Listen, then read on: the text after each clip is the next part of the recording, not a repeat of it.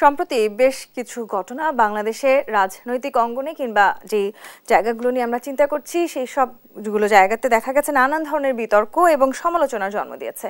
কেন আসলে এই ধরনের ঘটনা সমালোচনার জন্ম দিচ্ছে, কেনই বা বিতর্ক সৃষ্টি হচ্ছে? আবার এটিও দেখতে পাচ্ছি ক্ষমতাসীন দলগুলো এই দায় এড়িয়ে যাচ্ছে, কিংবা তারা বলতে চাইছে এই ধরনের ঘটনায় তাদের আসলে কোনো দায়ভার নেই।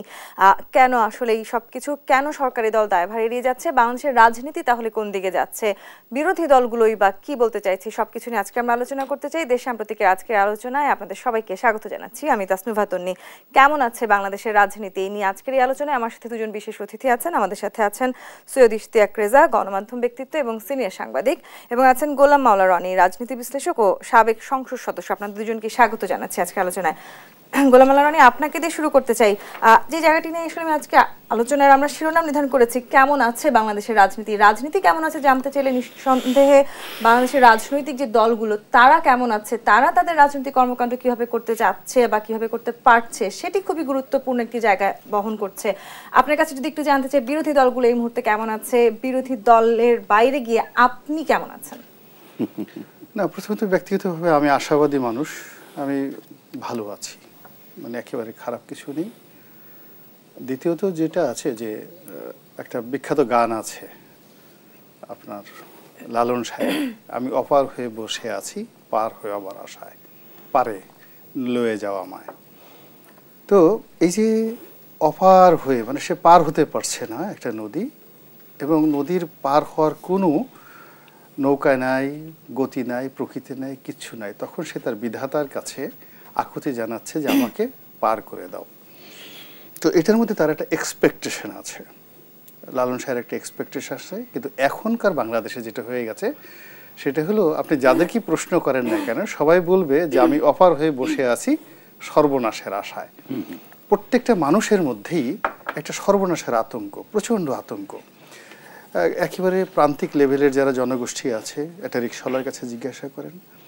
আগে দরিদ্র মানুষ, মানে হযরত আলী রাদিয়াল্লাহু তাআলার একটা কথা আছে যে একটা সমাজ তখনই পৌঁছে গেছে এবং পতন অনিবার্য যখন দরিদ্র মানুষ অধৈর্য হয়ে যায়। আমি আমার ক্ষুদ্র জীবনে যতটুকু দেখেছি, যখনই কোনো দরিদ্র মানুষকে আমি জিজ্ঞাসা করেছি আপনি কেমন আছেন, তারা সবসময় সুন্দর একটা হাসি দিয়ে বলেছে আলহামদুলিল্লাহ। কিন্তু এখন দরিদ্র মানুষগুলো বলছে আমরা কেউ ভালো নেই। আর মুহূর্তের মধ্যে যত অকথ্য এবং বিশ্রী ভাষা আছে, সেই বিশ্রী ভাষা প্রয়োগ করে রাজনৈতিক নেতা এবং নেত্রীদের 14 গোষ্ঠী উদ্ধার করে তারা বক্তব্য দিচ্ছে। এটা ঐতিহাসিকভাবে আপনার প্রমাণিত, যখন এই গরিবেরা অধৈর্য হয়ে পড়ে তখন আর সমাজের কোনো কিছু ভালো থাকে না। নাম্বার 1। হযরত আলীর দ্বিতীয় কথাটা হলো ধনীরা যখন কৃপণ হয়ে যায়। তা আমাদের এই সমাজে দেখেন ধন সম্পদ যারা আছে খুব অল্প লোকের হাতে কুক্ষিগত হয়ে আছে। আমার কাছে মনে হচ্ছে যে এটা পার্সেন্টেজে পড়বে না, প্রতি লাখে একজন মানুষ, অর্থাৎ বাংলাদেশে যত লাখ আছে লাখের 9,999 জন লোককে বঞ্চিত করে একজন লোকের হাতে। কিন্তু আমার নির্বাচনের যখন আমরা হলফনামা দেখছি তখন বেশিরভাগ যারা নির্বাচনে লড়াই করছেন, প্রতিদ্বন্দ্বিতা করছেন, তাদের মাঝে বেশিরভাগই কিন্তু কোটিপতি। না, ওটাই তো বললাম, তারা 1 লাখের মধ্যে একজন, মানে 99,000 লোককে বঞ্চিত করে একজন লোক ধনী হচ্ছে। আমার ধারণা 1 in a million হতে পারে। যাই হোক, এনিওয়ে আমার মতো বললাম আর কি। তো এই যে যারা উনি যদি 1 in a million হয়, তো সেটা হলো আরও বেশি ধনী, ধরেন 1000 কোটি টাকার মালিক। তো যদি 100 কোটি টাকার মালিক হয়ে থাকে কেউ 1 লাখ মানুষকে বঞ্চিত করে, আগেকার জামানাতে এরকম বড় মানুষদের একটা চরিত্র ছিল, তারা দান করত, খয়রাত করত, এলাকার জনকল্যাণ করত, এবং তাদের ধনসম্পদ নিয়ে মানুষ অহংকার করত। আশেপাশে মানুষ যে ওই লোকটির ধনসম্পদ আছে, আল্লাহ তুমি তার সম্পদ আরও বাড়িয়ে দাও।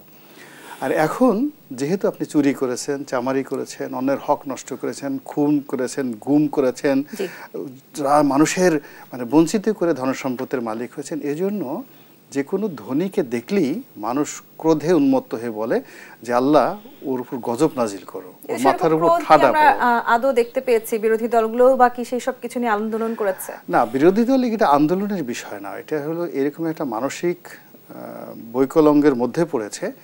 আন্দোলন করার একটা পর্যায়ে আছে, কিন্তু সারা শরীর যদি আপনার দুর্গন্ধ শুরু হয়, কুষ্ঠ রোগ শুরু হয়ে যায়, আপনার শরীরে যদি কিড়া পড়ে যায়, তখন সমাজই তো আপনাকে অ্যাবান্ডেন করে ফেলবে, আপনি সমাজে থাকতে পারবেন না। আপনাকে সমাজ, এখনকার যে সমাজের ধনী ব্যক্তি যারা আছে, ক্ষমতা ধর লোক আছে, তাদের বিরুদ্ধে কি আন্দোলন করব? তাদেরকে তো মানুষ ঘৃণা করে, তাদেরকে তো অ্যাবান্ডন করে ফেলেছে, তাদের দিকে কেউ তাকাতে চায় না, তাদের সাথে কেউ বসতে চায় না, তাদের সাথে কেউ আত্মীয়তা করতে চায় না। তো এই অবস্থায় ওদেরকে নিয়ে কি আন্দোলন করবে? আপনি কি এই যে রাস্তাতে ঘোরাফেরা করেন, ঘোরাফেরা করার পরে অনেক সময় দুর্গন্ধ পান না? দুর্গন্ধ পাওয়ার পরেও আপনি জানেন যে কিসের দুর্গন্ধ আসতেছে, তারপরে কিন্তু একটা কিউরিসিটি নিয়ে তাকান যে জিনিসটা কি, এটা কি মনুষ্য সৃষ্ট না পশু সৃষ্ট। তো ওই যে দুর্গন্ধ দেখার পরে আমরা তাকাই, কিন্তু সমাজে এখন এমন কিছু মানুষ হয়ে গেছে যাদের দুর্গন্ধ ছড়াচ্ছে কিন্তু মানুষ ঘৃণায় তাকাচ্ছে না। মানে ওই যে রাস্তায় পড়ে থাকে তার চেয়েও তারা জঘন্য অবস্থায় পড়ে গেছে। এদের বিরুদ্ধে কি আন্দোলন করবে? এই যে আন্দোলন আসলে কোনোভাবে বেগবান হচ্ছে না। সৈয়দ ইশতিয়াক রেজা, একটু যদি আপনার কাছে আসি, যে কথা বলছিলেন গোলাম মাওলা রনি, যে সমাজে আসলে এক ধরনের হয়তো পচন ধরে গেছে, যে কথা হয়তো আপনি বলবার চেষ্টা করছিলেন, সেই জায়গাটি নিয়ে তো বিরোধী দলগুলো কিংবা যারা বিরোধী রাজনৈতিক মতদর্শের আছেন তাদের অনেকটাই ঘুরে দাঁড়ানোর সুযোগ ছিল। তাদের হাত ধরে হয়তো, যেটি গোলাম মাওলা রনি বলছিলেন, সাধারণ জনগণ হয়তো একভাবেই ভাবছেন, তাদের সাথে তাহলে কেন সাধারণ জনগণ যুক্ত হয়ে এই পচনশীল সমাজকে ফেরত নিয়ে আসতে পারছে না? অনেক ধন্যবাদ। আমি এখন যে পরিবেশ বিরাজ করছে বাংলাদেশে, সেটাকে আমি বলি অরাজনৈতিক রাজনীতি, নন পলিটিক্যাল পলিটিক্স। পলিটিক্স মানে হলো যে আপনার একটা নির্দিষ্ট আদর্শ থাকবে, জনকল্যাণের জন্য আপনার দল কর্মসূচি দেবে এবং আপনি সেগুলো বাস্তবায়নের দিকে যাবেন, সেটা সরকারি দল হোক বিরোধী দল হোক। কিন্তু এখন যেটা আছে সেটা হলো কলতলার ঝগড়া। বস্তিতে যে কলতলা আছে না, সেখানে যে প্রতিদিন সকালবেলা দরিদ্র মানুষেরা পানির জন্য লাইন ধরার পরে পাওয়া না পাওয়ার লড়াই করে, সেই ঝগড়াটা চলছে। এবং এদের ভাষা এত কদর্য, এদের চিন্তাভাবনা এত নিম্ন রুচির, এবং আমাদের রাজনৈতিক সংস্কৃতিটা এত নিচে চলে গেছে যে এখান থেকে আসলে বড় কিছু প্রত্যাশা করা যাচ্ছে না। এজন্য আমি বলি যে এটা তো রাজনীতি না, এটা একটা রাজনৈতিক পরিবেশ বিরাজ করছে। এবং বিদ্বেষ, বিভাজন এইগুলো এমন একটা জায়গায় পৌঁছেছে যে তারা রাজনীতিও করছে না। শাসক দলের যিনি সাধারণ সম্পাদক আছেন, তিনি প্রতিদিন ব্রিফিং করছেন, কথা বলছেন, তার একমাত্র কাজ বিএনপিকে গালি দেওয়া। মনে হচ্ছে ইনি বিএনপি বিষয়ক আওয়ামী লীগের সম্পাদক, এরকম একটা জায়গায় গেছে। অন্যদিকে বিএনপির যিনি যারা আছেন, অনেকে আছেন, মির্জা ফখরুল আছেন, গয়েশ্বরচন্দ্র রায় আছেন, আরও অনেকে আছেন, রুহুল কবির রিজভী আছেন, তারা একটা পরিবার কেন্দ্রিক রাজনীতি করছে। ওই পরিবারের বাইরে জনগণের কোনো ভাবনা নাই, এবং জনগণের ভাবনার বাইরে গিয়ে যে রাজনীতিটা করছেন সারাক্ষণ শুধুমাত্র না না না, অর্থাৎ সব কিছুতেই না। ধরেন যে এই যে উপজেলা নির্বাচনটা খুবই খারাপ, আমি ধরেই নিলাম তর্কের খাতিরে, এই নির্বাচনের মাধ্যমে সরকারের পরিবর্তন ঘটবে না, কিন্তু তারা সেটাতেও যাবে না, তারা খালি বহিষ্কার করছে, তারা এটা না করছে, ওটা না করছে। এই যে একটা না সংস্কৃতির রাজনীতি এবং সারাক্ষণ বিদ্বেষের রাজনীতি, এবং আপনি কোনো নির্দিষ্ট কর্মসূচি দেখতে, আন্দোলন করতে গেলে আপনাকে কিন্তু একটা নির্ধারিত যাত্রা ঠিক করতে হয়। এদের প্রত্যেকের হলো নিরুদ্দেশ যাত্রা, দুটো রাজনৈতিক দলের। হ্যাঁ, জার্নি টু নোহোয়্যার, কোথাও যাচ্ছে না। এরা এক জায়গায় পড়েছে, মার্ক টাইম করছে, মার্চ করছে না, মার্ক টাইম করছে, মার্চ করছে না। এই যে মার্ক টাইম করছে, মার্চ করছে না, এটাই রাজনীতির একটা। এবং মার্ক টাইমটা কিসের উপরে করছে? মার্ক টাইমটা করছে বিভাজনের উপরে, বিদ্বেষের উপরে, গালির উপরে, অন্য কোনো কিছু না। মানুষের ভাবনাটা কোথাও নেই, মানুষ তাদের সাথে আছে না, মানুষ আসলে কোথাও নেই। যে কারণে এই যে গোলাম মাওলা রনি যেটা বললেন যে সরকার খুবই ব্যর্থ হয়েছে, তর্কের খাতিরে আমরা ধরে নিলাম, মানুষ পছন্দ করছে না। মানুষ যেটা বিকল্প ভাবতো সেটাও নাই তার কাছে, কোনো অপোজিশন নাই তার কাছে, অপশন নাই। ফলে যেটা হয় যে মানুষ আসলে কাউকে ট্রাস্ট করছে না। আপনার প্রশ্নের একটাই উত্তর, রাজনীতির প্রতি মানুষের আস্থা শেষ হয়ে গেছে। সেই জায়গাটিতে একটি দায়ভার নিঃসন্দেহে রাজনৈতিক নেতাদেরও ছিল, তারা কি আসলে সেই দায়ভার? রাজনৈতিক দল নেতৃত্বের দায় এটা, তাদেরকে মানুষ ট্রাস্ট করছে এবং তারা ট্রাস্ট চায়ও না মানুষের, কারণ আমার গভর্নেন্স সিস্টেমটা এমন একটা জায়গায় গেছে যে সেখানে মানুষের ভাবনাটাই নেই, মানুষকে নিয়ে কোথাও ভাবনা। আচ্ছা, শুধু যে আসলে সরকারি দলের উপরে মানুষের আস্থা নেই সেটি নয়, পুরো রাজনৈতিক সিস্টেম যেটি বলছিলেন আপনি, পুরো আস্থাই কি সিস্টেমের উপরে মানুষের কোনো আস্থা নেই। তাই কি গোলাম মাওলা রনি একটি কথা বলছিলেন, নিরুদ্দেশ যাত্রা, নিরুদ্দেশ যাত্রার পথে কি আসলে বিরোধী দল কিংবা সরকারি দল হাঁটছে? না, এজ এ হোল, যেহেতু হি যে পলিটিক্যাল অ্যানালিস্ট, এমিনেন্ট জার্নালিস্ট, তো এখানে আসলে বিএনপি বলেন, জামাত বলেন, জাতীয় পার্টি বলেন, এই রাজনৈতিক দলগুলোকে যদি বলা হয় যে আপনার 1 বছরের মাস্টার প্ল্যান কি, কেউ বলতে পারবে না। 2 নম্বর হলো যে আপনার মধ্যে এমন কি আদর্শ আছে যেটা আমি আশাবাদী হতে পারি। What is your success rate? এখন আপনি ধরুন একজন লোক বিএনপিতে আগেও মন্ত্রী ছিলেন, আবার মন্ত্রী হবেন, মঈন খান যদি মন্ত্রী হন, মির্জা আব্বাস যদি মন্ত্রী হন,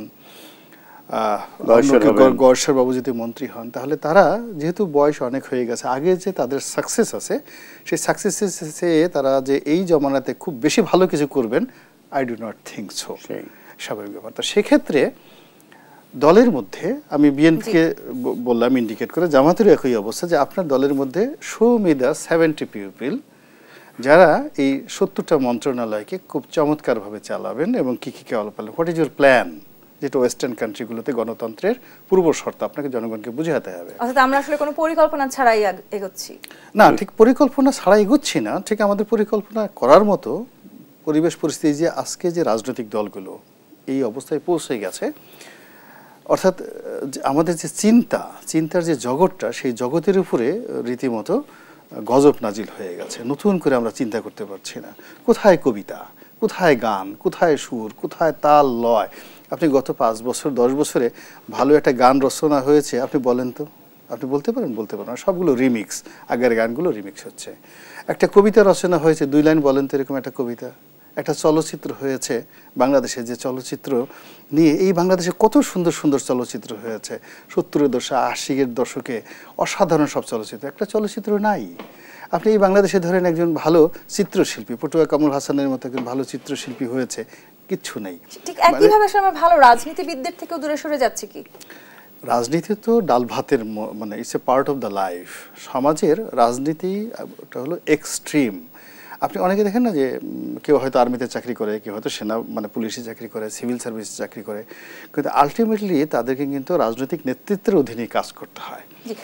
এই জায়গাটিতে যদি আমি একটু আবার আপনার কাছে আসি, সৈয়দ ইশতিয়াক রেজা যেটি বলছিলেন, গোলাম মাওলা রনি রাষ্ট্রের গুরুত্বপূর্ণ পদে যারা কাজ করেন তাদের হয়তো আলটিমেটলি সরকার দলে যারা আছেন তাদের অধীনেই কাজ করতে হয়। যে 3টি বিষয় নিয়ে আসলে আমি শুরু করেছিলাম আলোচনা, যে 3টি বিষয় নিয়ে আসলে এই মুহূর্তে রাজনৈতিক অঙ্গনে কিংবা পুরো দেশ জুড়ে এক ধরনের আলোচনা কিংবা বিতর্কের সৃষ্টি হয়েছে। বেনজির, আজিজ এবং আনোয়ারকে নিয়ে খোদ আওয়ামী লীগে আমরা এক ধরনের অস্বস্তি দেখতে পেয়েছি, কিন্তু আবার আওয়ামী লীগের তরফ থেকে এটিও বলা হচ্ছে তারা আসলে কোনো কিছুর দায় নিতে একেবারেই রাজি নয়। কেন?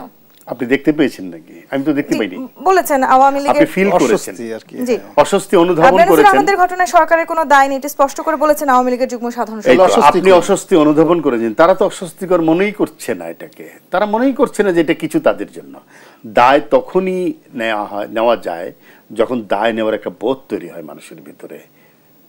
তো এই বোধটুকুই তো নাই। যা কিছু হচ্ছে অসুবিধা কি? আমার তো কোনো প্রতিপক্ষ নাই, আমাকে কেউ চ্যালেঞ্জ করার নাই, আমি তো আসলে যে জায়গায় অবস্থান করছি সেখানে বলার কিছু নেই। প্রতিপক্ষ নেই কেন? প্রতিপক্ষ নেই, মানে হারিয়ে গেছে, প্রতিপক্ষ বিলীন হয়ে গেছে, হাওয়ায় বিলীন হয়ে গেছে, অবিশ্লেষণ ঘটে গেছে প্রতিপক্ষের। ওই যে আপনি যেটা বললেন যে একটা অস্বস্তি ফিল করা যায়, দায় নেওয়া যায় যদি সেই বোধটুকু থাকে, ওই বোধটুকু হারিয়ে গেছে রাজনীতি থেকে। এখন যেটাই ঘটছে এটা আমার কিছু না, এটা ব্যক্তির দায়। কিন্তু এতে একথা তো সত্য, জেনারেল আজিজ এই সরকারের রাজনৈতিক সরকারের অধীনেই সেনাপ্রধান ছিলেন। বেনজির আহমেদ এই সরকারের একজন রাজনৈতিক সরকারের অধীনেই পুলিশের প্রধান ছিলেন, এবং তারই একটা সিটিং এমপি কলকাতায় গিয়ে খুনের শিকার হলেন। কয়েকটি কথা বলি আমি, আমাকে যদি একটু সময় দেন। প্রথম কথা হলো, এই যে জেনারেল আজিজের উপরে নিষেধাজ্ঞা, কিংবা পুলিশ প্রধান ছিলেন বেনজির, তার উপরেও কিন্তু নিষেধাজ্ঞা এসেছিল 2021 সালে তিনি যখন রেবের ডিজি ছিলেন, সেটা সূত্র ধরে আজকে তার দুর্নীতির খবর প্রকাশিত হচ্ছে। যদি বলেন যে আমি দায় নাই, আপনি দায় এটা নাই করতে পারেন, কিন্তু নৈতিক দায় কি আপনি এড়াতে পারেন? কারণ আপনার আমলে 2টি সংস্থার প্রধান আজকে এরকম একটা বিতর্কিত জায়গায় পৌঁছেছে। তার অর্থ হলো 2টি প্রতিষ্ঠান আসলে এমন 2জন ব্যক্তিকে দ্বারা নেতৃত্ব দেওয়া হয়েছিল যাদের ব্যাপারে এরকম একটা পারসেপশন তৈরি হতে পারে। এটা খুবই ভয়ঙ্কর রাজনৈতিক দায়। 3 নম্বর হলো, আজকে বেনজিরের সম্পদের ব্যাপারে খোদ সরকারি প্রতিষ্ঠান দুদক সে তাকে জব্দ করার অধিকার, মানে আদেশ দিচ্ছে। কেন দিচ্ছে? কারণ প্রাইমা ফেসিতে অভিযোগগুলো প্রমাণিত হয়েছে, অন্তত কিছুটা সময়ের জন্য। তারা মনে করছিল ইলিগেলি অর্জিত, অবৈধভাবে অর্জিত সম্পদ। তো তিনি এটা কখন ব্যবহার করেছেন? ক্ষমতা কাঠামোকে ব্যবহার করেছেন। তিনি যখন ক্ষমতায় ছিলেন, ক্ষমতা মানে শুধু পুলিশের প্রধান হিসেবে না, ক্ষমতা মানে হলো তিনি রাষ্ট্রের একটা গুরুত্বপূর্ণ পদে ছিলেন। রাষ্ট্র রাজনৈতিক নেতৃত্বের অধীনে পরিচালিত বিধায় তাকে সেই জায়গাটাও তাকে আসলে কমফোর্ট জোনে রেখেছিল। সুতরাং এই দায়টা আপনি নিতে না যেতে পারেন, আপনি পাত্তা দিতে না চাইতে পারেন, অনেকটাই কিন্তু নৈতিকতার দায় আসলে। আবার যদি আমরা আওয়ামী লীগের সাধারণ সম্পাদক ওবায়দুল কাদেরের বক্তব্য শুনি, তিনি বলেছেন যে ব্যক্তি অপরাধ কিংবা অপকর্ম করতে পারেন, সেই দায়ভার আসলে কোনোভাবেই সরকার নেবে না। প্রশ্ন করেছেন যে ব্যক্তি তো রাজনীতির ভিতরে ছিলেন, রাজনৈতিক কাঠামোর মধ্যে ছিলেন, সরকার আসলে তাকে প্রোটেকশন দিচ্ছে কিনা। যদি সরকার তাকে প্রোটেকশন না দিয়ে থাকে তার মানে এই দায় সরকারের না। গোলাম আলা রানী, আপনার উত্তর নিব আমি, তবে একটি বিরতির সময় হয়েছে, দেশ সাম্প্রতিক বিরতি নিয়ে ফিরছি, সাথেই থাকুন।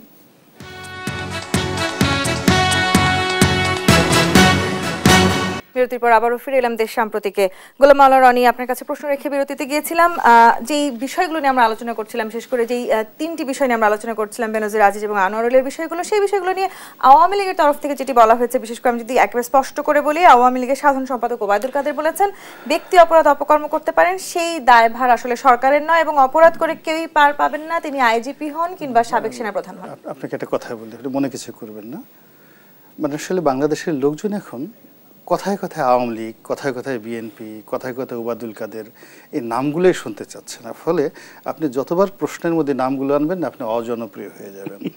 তার চেয়ে বরং আপনি এই যে দুষ্ট লোকগুলো এই কাজগুলো কিভাবে করলো, আমরা দুজন লোক আসছি, এগুলোর তাত্ত্বিক আলোচনা করেন, যাতে অনাগত দিনে এরকম বেনজির যেন বাংলাদেশে পয়দা না হয়। সরকারের এই ধরনের জায়গাটি থেকে আসলে যখন এরকম কোনো বক্তব্য আসে, তখন আসলে কি মনে করছেন? প্রথমত হলো যে ওনার বক্তব্য আর একটা ইউনিয়ন পরিষদের মেম্বারের বক্তব্য, চৌকিদারের বক্তব্য, I do not make any difference. এটা বোঝার চেষ্টা করুন। ওবায়দুল কাদের সাহেবের বক্তব্য আর ইউনিয়ন পরিষদের একটা মেম্বার অথবা চৌকিদারের বক্তব্যের মধ্যে কোনো ডিফারেন্স নাই, in terms of education, in terms of aristocracy, in terms of other things. তো যার জন্য তার বিষয়গুলো নিয়ে টক শোতে আমি মনে করি ওবায়দুল কাদের সাহেব একটা সময় আমার লিডার ছিলেন, নেতা ছিলেন, but at this moment Golam Ala Rani is not in that position to criticize mister Obaidul Quader. Obaidul কাদেরকে সমালোচনা করার পর্যায়ে আমি আর এখন নেই, আর উনিও আমার দ্বারা সেই পর্যায়ে নেই। বুঝতে পারছেন ব্যাপারটা?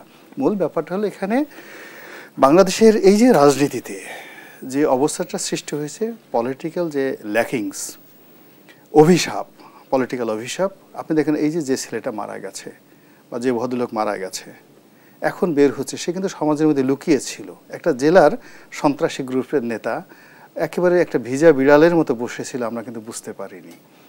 অথচ তার মৃত্যুর পরে জানা গেল যে পুলিশের, ইন্টারন্যাশনাল পুলিশের রেড অ্যালার্ট জারি করা একজন সন্ত্রাসী ক্রিমিনাল। ওই অঞ্চলের সে সর্বহারা পার্টিকে দীর্ঘদিন নেতৃত্ব দিয়েছে। জানা গেল যে শত শত কোটি টাকার চোরাচালানি, তার সঙ্গে মাদক, তার সঙ্গে নারী, নিজে মদ্যপান থেকে শুরু করে অশালীন জীবনযাপনের যে ফিরিস্তি আসতেছে, তাহলে বোঝার চেষ্টা করেন একজন অজ্ঞাত অখ্যাত লোক যদি লুকায়িত অবস্থায় এত বড় ক্রিমিনাল হয়, তাহলে যেই লোকগুলোকে আমরা ক্রিমিনাল হিসেবে জানি, যেই লোকগুলোকে আমরা, তিনি 3 বার কিন্তু সংসদ সদস্য নির্বাচিত হয়েছে। আবার আপনি 3 বার কেন? 2014 সনে তো ভোটই হয়নি, 2018 সনে তো রাতের বেলায় ভোট হয়েছে, এইবার তো ডামি ভোট হয়েছে। এই কথাগুলো থেকে আপনার বের হয়ে আসতে হবে। হয় 3 বার সংসদ সদস্য, তাকে বানানো হয়েছে, ডিক্লেয়ার করা হয়েছে। This is the reality. আর আপনি কি মনে করছেন এই যে আসলে আমরা জনপ্রতিনিধিদেরকে নির্বাচিত করতে পারছি না, সেটিও আসলে একটি বড় কারণ কি না এই ধরনের রাজনীতি? এখন এই মুহূর্তে রাতারাতি হয় কি, শুধু একদিনে হয়নি, দীর্ঘদিন যাবত। শুনেন, রাজনীতি বলতে যেটা বোঝায় রাজার যে নীতি, ষষ্ঠী তৎপুরুষ সমাস। তো এটা নীতিরাজ নয়, রাজার যে নীতি। এখন রাজা যে নীতি নেবে ওটাই রাজনীতি। তার আগে তো আপনাকে রাজা হতে হবে। রাজা হওয়ার জন্য আপনাকে কি হতে হবে? শ্রেষ্ঠ মানুষ হতে হবে। তা আমাদের দেশে যারা নেতা হন তারা কি শ্রেষ্ঠ মানুষ? তাদের যে শিক্ষা দেখে, আমি জনাব ওবায়দুল কাদের সাহেব সম্পর্কে যে কথা বললাম, এখন আমি কি এই কথা আমার জিহ্বা কেটে ফেলবে যদি আমি হোসেন শহীদ সরওয়ার্দী সম্পর্কে এই কথা বলি? আমি যদি মাওলানা আব্দুল হামিদ খান ভাসানীর সম্পর্কে বলি, মাওলানা আবুল কালাম আজাদ সম্পর্কে কথা বলি, এমনকি শাহ আজিজুর রহমান সম্পর্কে কথা বলি, কেননা শিক্ষা দীক্ষায়, বংশ মর্যাদায়, চরিত্রে, আচার আচরণে তারা রাজা হওয়ার উপযুক্ত ছিলেন বলেই তারা রাজনীতি করতেন। তাহলে আমরা জনপ্রতিনিধি নির্বাচন করছি কিসের ভিত্তিতে? সৈয়দ ইশতিয়াক দল নমিনেশন দিচ্ছে। সেটি কেন দিচ্ছে আসলে? ডমিনেশন দিচ্ছে বিকজ দলে এইরকম আনারের মতো লোক দরকার, যাদের অস্ত্র আছে, টাকা আছে, এই জিনিসগুলো। এই জায়গাটিতে যদি একটু আপনার কাছে আছি, বাংলাদেশের একজন এমপি তিনি কলকাতায় খুন হয়েছেন, এবং যে খুনের বর্ণনা নিশ্চয়ই আপনি জানেন, সেটি অনেকটা সিনেমাকেও হার মানায়।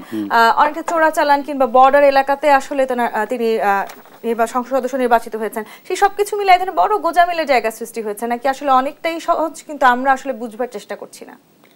এটাই হওয়ার কথা ছিল ওনার, কারণ আনারের যে রেকর্ড, আমি রিপোর্টার হিসেবে আমার সাথে তার অন্যরকমভাবে মোলাকাত হয়েছিল, এবং আমি সময়টার কথা যদি মনে করি, যখন পূর্ব বাংলা কমিউনিস্ট পার্টি সর্বহারা যাদেরকে বলা হতো, তাদের যে আধিপত্য কুষ্টিয়া, যশোর এসব অঞ্চলে ভয়ঙ্কর সেই রাজত্ব। এবং আপনি দেখেন এখানেও সেই শিমুল ভূঁইয়া নামে একজন ব্যক্তি জড়িত, যিনি খুন করেছেন, তিনি এখনও ওই পার্টি করেন। এই লোকটা যশোরের সাংবাদিক কেবল হত্যার, শামসুর রহমান কেবল হত্যার 1 নম্বর আসামি, তার বিচার হয়নি, অথচ লোকটা বাংলাদেশে দিব্যি বিচরণ করেছে, এবং বিচার হয়নি বলে সে আরও একটা মার্ডার করলো, কিন্তু এবারে সে আনারকে মার্ডার করলো, এবং সে ছিল এই আনোয়ারুল আজিম আনারের কিন্তু খুবই ঘনিষ্ঠ জন বলে পরিচিত। শিমুল সর্বহারা পার্টি করতেন, তিনি কোনোদিন আওয়ামী লীগ করছেন শোনা যায় নাই, কিন্তু তিনি যে খুনি ছিলেন এটা সবাই জানতেন। তিনি নির্দ্বিধায় খুন করতে পারেন এটা সকলেই জানতো, পুলিশও জানতো, আইনশৃঙ্খলা বাহিনী জানে, প্রশাসন জানে, কোনোদিন ধরা পড়লো না। তার বোন জেলা পরিষদের মেম্বার, কিভাবে জেলা পরিষদের মেম্বার এখন কারা হয়? অর্থাৎ শিমুল একসময় সর্বহারা পার্টি করতো, তার পরিবার এখন আওয়ামী লীগ করে, তার বোন এখন জেলা পরিষদের মেম্বার হয়েছে। আনারেরও তাই হয়েছে। আনারের বিরুদ্ধে 21টি মামলা ছিল, এর মধ্যে ইন্টারপোলের রেড অ্যালার্ট ছিল একটি মার্ডারের জন্য, সেটি 2009 সালে সেটি প্রত্যাহার করা হয় তিনি যখন আওয়ামী লীগে যোগদান করেন। এই যে পাড়ায় পাড়ায়, জনপদে জনপদে চিহ্নিত সমাজ বিরোধীরা দলীয় পদ পাচ্ছে, মনোনয়ন পাচ্ছে, এইগুলোই রাজনীতিকে একটা মানুষের হাত থেকে সরিয়ে নিয়ে গেছে। মানুষের এখন কোনো সংযোগ নাই রাজনীতির সাথে, এবং এই চিহ্নিত সমাজ বিরোধীদের রাজনীতিতে প্রবেশের এই অবাধ সুযোগ, মনোনয়ন বাণিজ্য কি দেখে দিচ্ছে? ওবায়দুল কাদের বললেন তিনি জনপ্রিয় ছিলেন। জনপ্রিয়তার ইন্ডিকেশনটা কি? তিনি যে 3টি নির্বাচন করেছেন সেই 3টা নির্বাচন তো জনপ্রিয়তার মাপকাঠি নয়। অর্থাৎ মনে করা হচ্ছে জনপ্রিয় কারণ তার অনেক হয়তো ফলোয়ার আছে, তিনি একটা জায়গায় গেলে 100 লোক ধরিয়ে যায়। কারণ বর্ডার এলাকায় যারা চোরাচালানির ব্যবসা করে, গোলাম মাওলা রনি সংসদ সদস্য ছিলেন, তিনি জানেন তারা প্রচুর লোককে এমপ্লয় করে এই কাজটার জন্য, তাদের সেফ জোনটা নিশ্চিত করার জন্য। তারা আবার আরও 6 জন করে, একটা মানুষের 6টা করে পরিবারের সদস্য ধরলে, সুতরাং বিশাল একটা নেটওয়ার্ক তার এমনিতেই হয়ে যায়। এটাকেই যদি এখন জনপ্রিয়তা ধরা হয়, তিনি দেদারসে টাকা খরচ করতে পারেন, কারো বাড়িতে হয়তো 50টা গরু পাঠিয়ে দিলেন, এটাকে যদি জনপ্রিয়তা ধরা হয়, ওই বিনা মূল্যে মানুষকে হয়তো বিশাল কিছু বন্টন করে ফেললেন, এই জায়গাগুলি রাজনীতিকে দখল করে নিচ্ছে অরাজনীতি। জি, আবার এই জায়গাটিতে যদি আমরা এভাবে চিন্তা করি, রাজনীতির সঙ্গে আসলে অপরাধ চক্রের এক ধরনের যোগসাজশ আমরা দেখতে পাচ্ছি। আমি একটা কথা খুব পরিষ্কার করে বলি, আমরা দীর্ঘদিন আলোচনা করেছি ক্রিমিনালাইজেশন অফ পলিটিক্স, রাজনীতির দুর্বৃত্তায়ন, ঠিক উল্টাটা এখন দুর্বৃত্তের রাজনীতিকায়ন করেছে। আগে পলিটিশিয়ানরা একটা দুইটা মাস্তান পালতো, এখন মাস্তানরা একটা দুইটা পলিটিশিয়ান পালে। এই জায়গাটিতে গোলাম মাওলা রনি যদি আপনার কাছে আসে, এই যে আমরা রাজনীতির সঙ্গে অপরাধ জগতের এক ধরনের যোগসাজশ খুঁজে পাচ্ছি কিনা, কিংবা সেটি মনে করিয়ে দিচ্ছে কিনা এই ঘটনাগুলো আমাদের, সেখানে যদি আসলে আমরা বিচার চাইতে চাই, আবার ঠিক একই সময় আমরা এটিও দেখতে পাচ্ছি একজন সাবেক আইনজীবী কিংবা একজন সাবেক সেনাপ্রধান তারাও আসলে এক ধরনের অপরাধের সাথে জড়িত, তাহলে আসলে আমরা যাব কোথায়? আমাদের এই মুহূর্তে আসলে মানে যেই জায়গাটাতে আমরা চলে এসেছি, অধঃপতনের যে নিম্ন সীমাটাতে, এটা আসার জন্য আমাদেরকে অন্তত পক্ষে 30-35 বছর আমাদের মানে জুলুম, অত্যাচার, নির্যাতন থেকে শুরু করে যত রকম অমানবিক বিষয় আছে, এগুলো করতে করতে আমরা যে জায়গাতে চলে এসেছি, এর ঠিক দ্বিগুণ সময় যদি 25 বছর ধরে আমাদের এই অধঃপতন হয়ে থাকে, তাহলে আরও 50 বছর লাগবে আমাদের এই জায়গা থেকে বের হওয়ার জন্য। এটা হলো বাস্তবতা।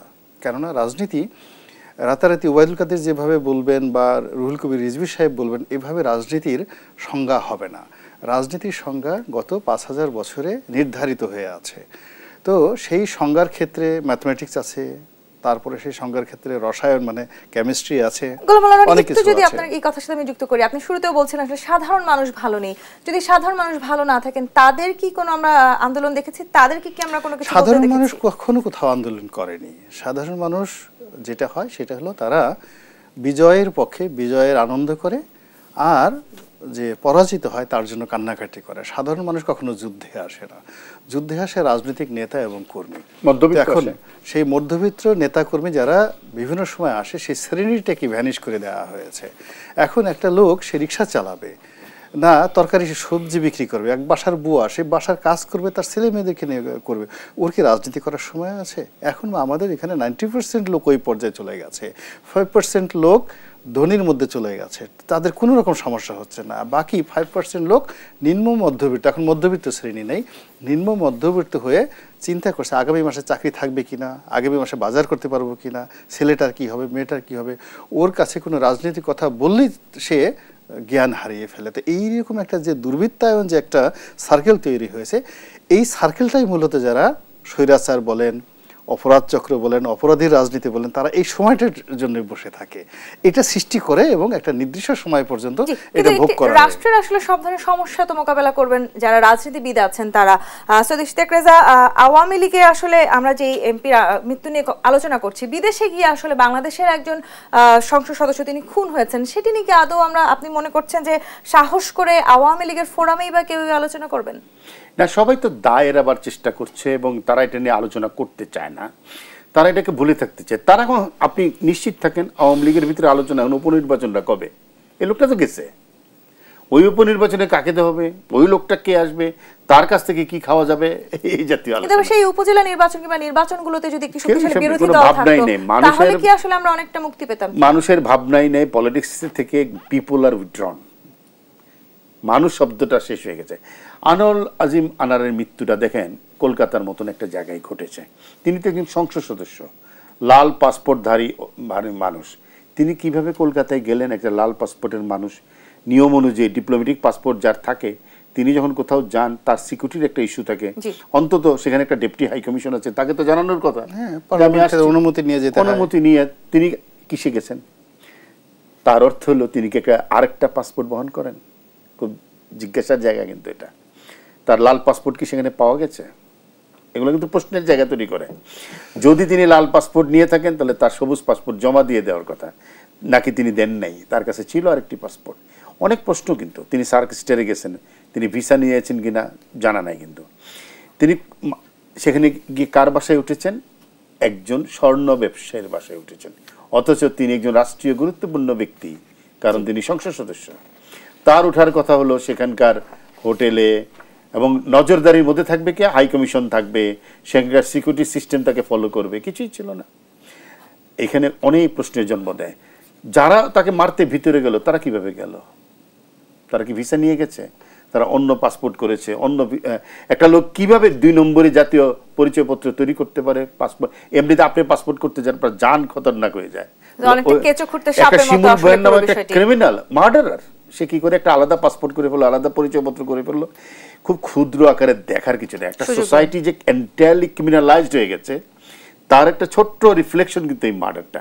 কতটা মেটিকুলাসলি করা হয়েছে দেখেন। বোম্বাই থেকে কষায় আনা হয়েছে, সেই কষাইটা আবার বাংলাদেশেরই, সে ওখানে থাকে, টুকরা টুকরা করা হয়েছে। হাউদিস নেই, আমার তো ধরনের কিছুই পাওয়া যাবে না একটা সময় গিয়ে তো।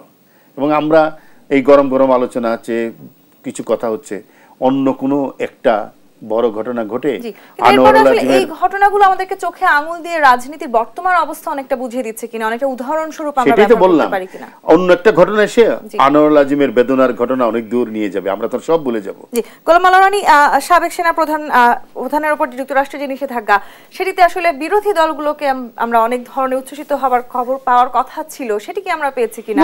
সেই জায়গাটিতেও আমরা আসবো। আমার আরেকটি বিরতির সময় হয়েছে, দেশাম্পতিকে আরো একটি বিরতি নিয়ে ফিরছি, সাথেই থাকুন।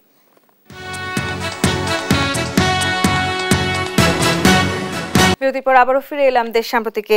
গোলাম মাওলা রানী, নির্বাচনের আগে আমরা রাজনৈতিকভাবে যারা আসলে বিরোধী দলে ছিলেন তাদেরকে অনেক ধরনের আলোচনা করতে শুনেছি এই যুক্তরাষ্ট্রের নিষেধাজ্ঞা নিয়ে। এখন যখন আমরা একটি নিষেধাজ্ঞা দেখলাম, এখন আপনি মনে করছেন বিরোধী দলগুলোতে আদৌ এর কোনো প্রভাব পড়েছে? না, এটা বিরোধী দলের কোনো প্রভাব পড়েনি, সরকারের মধ্যে পড়েনি। আমাদের দেশে যেটা সাধারণত যে শব্দটি ব্যবহার হয়, টয়লেট টিস্যু, মানে কাউকে ব্যবহার করার পর ছুঁড়ে ফেলে দেওয়াটা আমাদের দেশের একটা চিরাচরিত প্রথা। কাউকে ওন করা, কাউকে দায়িত্ব নেওয়া যে উনি আমার জন্য করেছেন, আমি তার জন্য করব, এটা খুব উচ্চ স্তরের মানবিকতা দরকার, উচ্চ স্তরের শিক্ষা দরকার, নীতি নৈতিকতা দরকার, যারা ইটস এ গ্রেটফুলনেস।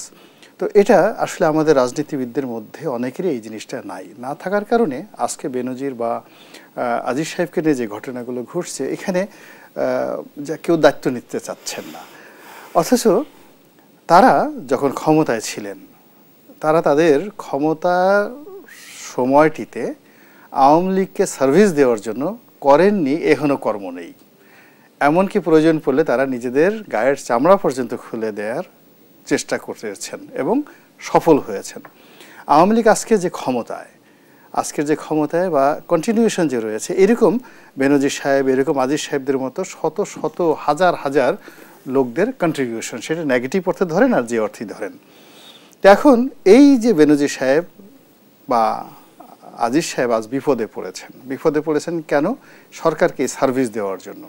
যদি দুর্নীতির কথা ধরেন, যে সমস্ত দুর্নীতির কথা আসছে বা আজিজ সাহেবের বিরুদ্ধে যে সমস্ত অভিযোগ আসছে, এর চেয়ে শত শতগুণ অভিযোগ নিয়ে রাজনৈতিক অঙ্গনে বা অ্যাডমিনিস্ট্রেশনে অসংখ্য লোক রয়েছে। কিন্তু যেহেতু তারা দেয়ার ইন পাওয়ার, আমেরিকাও তাদের বিরুদ্ধে কিছু বলছে না, আওয়ামী লীগও তাদের বিরুদ্ধে কিছু বলছে না, এমনকি বিএনপিও তাদের বিরুদ্ধে কিছু বলছে না। আমাদের দেশে একটা মানুষ বৃদ্ধ হয়ে গেলে, ক্ষমতা হারালে, রিটায়ার্ড করার ফলে একটা অসহায় হয়ে পড়েন।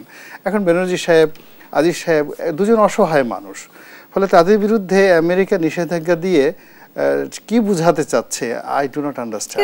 বেনজির আহমেদের কথা যদি আমি আবার আসি, সৈয়দ ইশতিয়াক রেজা, তার জ্ঞাত আয়বহির্ভূত সম্পদ একেবারে আলাদিনের চিরাগের মতন, এবং এই বিষয়টি প্রায় অনেকটাই আসলে ওপেন সিক্রেটই আমরা বলতে পারি ছিল। এতদিন কেন সময় লাগলো আসলে সরকারের এই বিষয়টি বুঝতে কিংবা দুর্নীতি দমন কমিশনের কোন একটি পদক্ষেপ নিতে? সরকার তো বুঝতে চায়নি, সরকার তো ওভারলুক করেছে। এখন পর্যন্ত সরকারি কোনো বক্তব্য পেয়েছেন আপনি এই বিষয়ে? কিছুই তো নাই। যেটি পেয়েছেন সেটা হলো দুদকের একটি ইনভেস্টিগেশন হয়েছে, তার আলোকে সম্পদ ইনভেস্টিগেশনের সুবিধার্থে সম্পদ বাজেয়াপ্ত করা, এটা একটা লিগ্যাল প্রসেস। মামলা কিন্তু এখনো হয়নি। একটি গণমাধ্যম রিপোর্ট করেছে, সেই গণমাধ্যম রিপোর্ট করার পরে দুদকের নজরে কে এনেছেন? একজন ল মেকার এনেছেন, ব্যারিস্টার সুমন। তাও দেখেন তিনি এটা কিন্তু পায়ে হেঁটে দুদকে গেছেন, পার্লামেন্টে আলোচনা হয়নি। এই আলোচনা তো পার্লামেন্টে হওয়া উচিত। একজন সরকারি কর্মকর্তার এত সম্পদ কি করে হয়, সেটা হয়নি তো। সুতরাং এখানে অনেকগুলো কেমিস্ট্রি রয়ে গেছে, আসলে ভিতরের রসায়নটা এত সহজ নয়। ব্যারিস্টার সুমন আনার কারণে এখন এটি একটি আলোচনার জন্ম দিয়েছে, পত্রিকা রিপোর্ট করেছে, উনি দুদকের নজরে এনেছেন, শেষ পর্যন্ত দুদক একটি পদক্ষেপ নিয়েছে। সরকার তো এটিকে নিয়ে কোনো মাথা ব্যথাই নাই। সে যখন সরকারের ছিল, সরকারের কাঁধে চাপিয়ে দেই, সেটাই কি আসলে যৌক্তিক? সরকারের কাছে এই কারণে যায় কারণ লোকটা তো সরকারি ছিল। সরকারের কাছে এই কারণে যায়, আমাদের শাসন ব্যবস্থা তো সরকার নিয়ন্ত্রিত। সরকারের সে সরকারি কর্মকর্তা ছিল, সবচেয়ে উঁচু পদে ছিলেন তিনি, সরকারের সমস্ত সুযোগ সুবিধা ভোগ করেছেন, জনগণের করের টাকায় তিনি এত সম্পদ তৈরি করেছেন। এবং একটা পরিষ্কার করে, আজকে আমি খুরশিদ আলমের সাথে কথা বলেছি, দুদকের আইনজীবীর সাথে, তিনি বলেছেন পরিষ্কার বোঝা যাচ্ছে এখানে দুর্নীতি আছে। দুদকের আইনজীবী বলছে, কিন্তু কেন দুদকের নজরে আসলো না? কারণ হলো দুদককে কাউকে না কাউকে কমপ্লেন করতে হয়। দুদক সো মোটে কিছু করে না, একটা দুটা কেস হয়তো নিজেরা করে বা কিন্তু সামগ্রিকভাবে এখন নজরে এনেছে, এখন হচ্ছে। সরকার কেন করছে না, এই যে প্রশ্নটা আমরা করি বা সরকারের কাজে কেন দেই, বাংলাদেশে তো সরকার ছাড়া কিছু নাই। সরকার অনেক শক্তিশালী, সরকারের বিরুদ্ধে কিছু বলে আপনি টিকতে পারবেন না। সরকারের পক্ষে না থাকলে আপনার কোনো সার্ভাইভাল অথরিটি নাই। সরকারকে আপনি ফিল করবেন এভরিওয়্যার। আপনি একটা চিকিৎসা নিতে যান, দেখবেন সরকার আছে, আপনি চিকিৎসা পাবেন না তো সরকার না থাকলে। সরকারি লোকের সাথে পরিচয় না থাকলে, সরকারি সেবা সংস্থায় গিয়ে আপনি কোনো ধরনের সেবাও পাবেন না। হয় আপনাকে ঘুষ দিতে হবে, না তো কানেক্টিভিটি থাকতে হবে। এভরিওয়্যার গভর্নমেন্ট, জীবনের আপনার লাশটা দাফন করতে সরকার লাগে। কিন্তু এই সমস্যাগুলো সমাধান করবার জন্য তো একটি শক্তিশালী বিরোধী দলেরও প্রয়োজন আছে। সেই বিরোধী দলকে আদৌ শক্তিশালী আছে? আমরা প্রতিষ্ঠান তৈরি করিনি, কিন্তু সেই শক্তিশালী বিরোধী দল কি আমাদের দেশে আছে গোলাম মাওলা রানী? অবশ্যই বিরোধী দল শক্তিশালী আছে, কিন্তু বিরোধী দল রাজনীতি থাকলে সেনা, যেখানে রাজনীতি থাকবে সেখানে বিরোধী দল তার দায়িত্ব পালন করবে। তাহলে বারবার বিরোধী দল যদি শক্তিশালী হয়ে থাকে, আওয়ামী লীগের কৌশলের কাছে বারবার হাঁটছে কেন? আপনি শক্তি বলতে কি বুঝাচ্ছেন এখানে? এখানে শক্তি বলতে এখন বেনজির সাহেব, আজিজ সাহেবরা ডাইরেক্ট AK-47 থেকে শুরু করে যত অত্যাধুনিক অস্ত্র নিয়ে ডাইরেক্ট গুলি করে দিচ্ছে পায়ের মধ্যে। সেখানে জাতীয় পার্টি বলেন, জামাত বলেন, আওয়ামী লীগ বলেন, যারা রাজপথে আছে, তারা সরকারের সাথে কিভাবে ফাইট করবে? ছাত্রলীগের লোকের সাথে কিভাবে ফাইট করবে ছাত্রদল? একটা ছাত্রদলের সভাপতিকে মানে প্রকাশ্য রাজপথে পিটিয়ে একেবারে সব রক্তাক্ত করে হাসপাতালে তুলে দেওয়া হলো। একটা টু শব্দ করেছেন ওবায়দুল কাদের সাহেব, যে কাজটা ঠিক হয়নি। কারণ এই যে একজন ছাত্রদলের সভাপতি, সে ভবিষ্যতে সংসদ সদস্য হবে, মন্ত্রী হবে, ওবায়দুল কাদের মতো নেতা হবে, তার মতো লোকের উপর কেন এরকম কাজ করা হবে? এটা রাজনীতির কালচার না। ফলে প্রথম দিকে আমরা যেটা বলছি, রাজনীতি এখানে নেই, অ্যাবসলিউটলি রাজনীতি নেই। এখানে যেটা আছে, আমাকে ক্ষমতায় যেতে হবে অথবা আমাকে ক্ষমতায় থাকতে হবে। আর ক্ষমতায় যাওয়ার জন্য যা যা করার দরকার আমি সেই কাজগুলো করব, আর ক্ষমতায় থাকার জন্য আমার যা যা দরকার সেটা যত অনৈতিক হোক, যত নিষ্ঠুর হোক, যত অমানবিক হোক, যত পৈশাচিক হোক, এতে আমার কিচ্ছু আসে যায় না। আমাকে রাজনীতি কি তাহলে একচেটিয়া ভাবে কোন একটি বিশেষ দলের হাতে কুক্ষিগত হয়ে আছে বলে আপনি বলতে চাইছেন? না, দলের হাতে থাকবে কেন, এটা বিশেষ শ্রেণীর মানুষের হাতে, গোষ্ঠীর হাতে, যারা ঠিক ক্ষমতায় থাকতে চায়, যে কোনো জিনিসের মূল্যে তারা ক্ষমতা থাকতে সরকারি দল হোক কিংবা বিরোধী দল। না, আমার মনে হয় এখন যারা এখানে আমরা একটু ডিফাইনটা ভুল করছি। একটা ক্ষমতা কাঠামো আছে, এটা রাজনীতি না। কাঠামোটা কার নিয়ন্ত্রণে? কাঠামোটা কেউ নিয়ন্ত্রণ করছে, কিন্তু রাজনীতি নাই। রাজনীতি থাকলে অন্যরকম একটা এনভায়রনমেন্ট আপনি দেখতে পারতেন, সহমর্মিতা দেখতে পেতেন, কর্মসূচি দেখতে পেতেন, মানুষের জন্য নানা ধরনের। কেন করছেন না বিরোধীরা? কেন কোন ধরনের কর্মসূচি? না, তারাও তো কাঠামো, তারা একটা কাঠামো যেতে চায়, তারা ওই কাঠামোটা চায় যে কাঠামোতে তাদের ক্ষমতা নিশ্চিত হবে, অন্য কিছু চায়। ক্ষমতা নিশ্চিতের এই খেলায় কি আসলে বাংলাদেশের রাজনীতি সংস্কৃতি থেকেই আমরা অনেকটা দূরে সরে গেলাম কিনা? না, আমরা শুধু বাংলাদেশের সংস্কৃতি না, গ্লোবাল যে রাজনীতির যে ইতিহাস, এখান থেকে আমরা সরে চলে গেছি। এখন আমাদেরকে পৃথিবীর কোনো রাষ্ট্র আর এখন গণতান্ত্রিক দেশ হিসাবে, গণতান্ত্রিক শক্তি হিসাবে যে সম্মান মর্যাদার জায়গায় আমাদেরকে কেউ বসায় না। কিন্তু সেটি মানতেও সরকারি দল নারাজ। সরকারি দল কি করবে না করবে বড় ব্যাপার না। এখন আমাদের তো লাজ লজ্জা শরম বলতে যা কিছু আছে সেটা ঠিক আগের পর্যায়ে নেই।